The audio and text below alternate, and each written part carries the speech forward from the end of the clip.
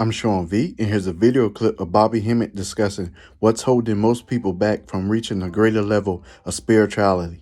Tune in.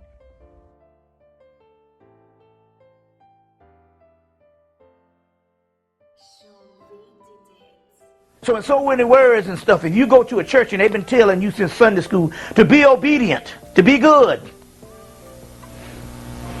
and you now 50 years old in church and they're telling you to be good and pointing the finger at all the bad people, then in so many words, it keeps your evolution into spirituality and to understanding the universe into a retarded state.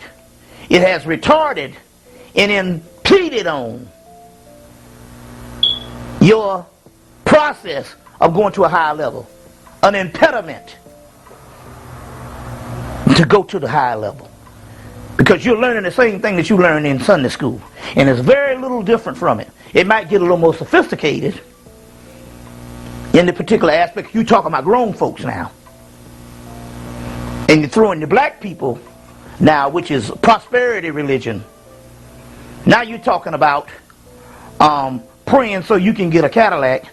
Excuse me, it's the 1970s, 1980s. Praying to get a Mercedes or a Lexus. You see what I'm saying? And for some reason, you think that the reason why the person on the street are the people that don't have it. The reason why they don't have it is because they haven't prayed hard enough, or they don't belong to the right church. They don't have the right preacher.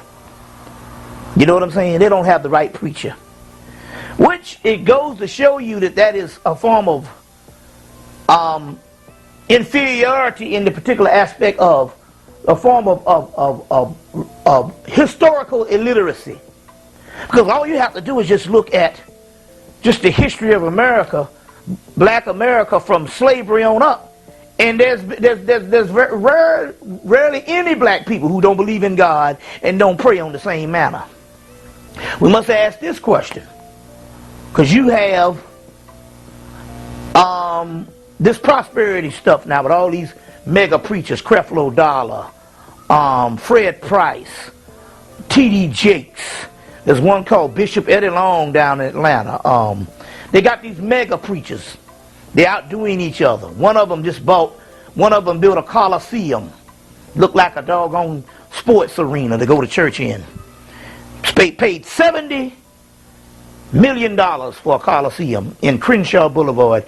And since we've been here in the hills of North America, we have never put $70 million in a damn business.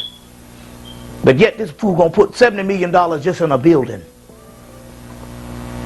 Fred Price gets jealous. He goes and buys him a DC-10. He go buy him an Air Force One. One other Negro preacher goes and buy the Forum in L.A. All the many white people done fought it in them seats. Now they going to church. You see, where did this prosperity ritual come from? And I want to know, well, if it's based on prosperity ritual and it's based on God, you tithing and all this particular money thing, I want to know this particular question.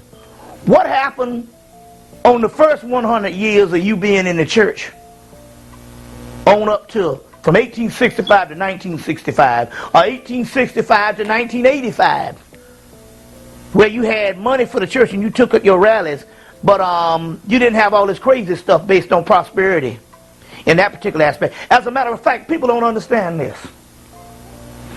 90% of the preachers now are talking about prosperity, and based on how much you tithe is how much God gonna get back to you, but they're the one that's getting rich. 90% of the preachers are doing this now, and that is the norm in most churches now. But isn't this interesting? Let's go back 30 years ago. 30 years ago, you only had one preacher in America that was signature to that, and that was Reverend Ike. And everybody thought he was a joke. You know what I'm saying? We used to laugh at Reverend Ike when he would talk about, you don't have anything, you don't know what to do with your money. Send me your money and I'll know what to do with it. I can do a lot with it. And we was thinking that was a novelty and somewhat of a joke and could be a form of embarrassment. You know, when we were in our right mind. But now all of a sudden, this is the run of the mill. And this is fashionable with every black preacher. Here goes again. We're getting caught up in things that have nothing to do with spirituality. Real spirituality, the modern world knows very little about it. That is relegated to the European lodges, the metaphysical and occult societies, certain bookstores and certain literature. But as far as the run-of-the-mill people, the masses of the people, both black and white, we don't get any of this on TV, and we certainly don't get it in the church, and we certainly don't get it in the public eye, which real spirituality is. So to understand that, you must understand the history of real spirituality. Real spirituality is a combination of an educational system put together in Africa, in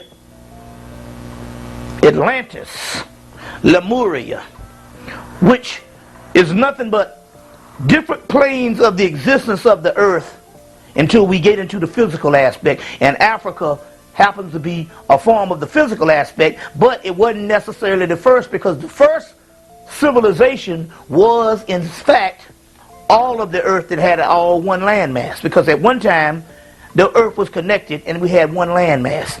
Most European scholars have proven that. One landmass, one people. You see what I'm saying? Africa is one of the first places where we started documenting records. Yep. Feel free to comment, like, or share your thoughts on what Bobby Hemmitt said in the video. I'm Sean V, and thanks for listening.